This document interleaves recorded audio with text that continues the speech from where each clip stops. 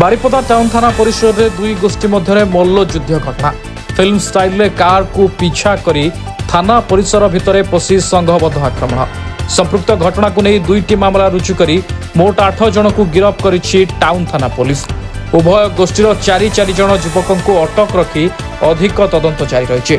घटना अनुसार लुलुंग रे पिकनिक करने को जाई दुई गोष्ठी अर्थात भंजपुर थाना अंचल 4 जन युवक और अन्य गोटाए गोष्ठी डुकुरा अंचल 8 जणिया युवकों मध्य पार्किंग और कथा कटाकटी पर गंडगोल होता समय भंजपुर थाना अंचल 4 जन युवक कार रे पलाई आसिथिबा समय लुलुंग ठारू ओस्तिया छक दे बारिपदा टाउन थाना पर्यंत बाइक रे मद्यपान करिथिबा डुकुरा अंचल युवक पीछा करथिले एवं रास्ता सारा पत्थर पिकनिक करने को नहीं गैस और अन्य सरंजाम सबू फिंगी कार टी भंगारुजा करथिले।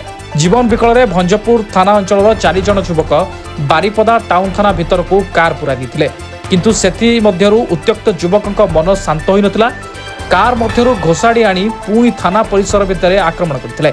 एही समय बारिपदा टाउन थाना परिसर में एक हाई ड्रामा देखा मिली जो टाउन थाना परिसर में ही रणक्षेत्र पलटिला।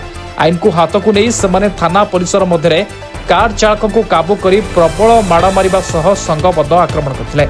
आक्रमणकारी माने थाना भीतर ही उक्त डस्टर कार सम्मुख और पछ पार्श्वर काच को पिटी संपूर्ण भांगी चूरमार कर देथिले।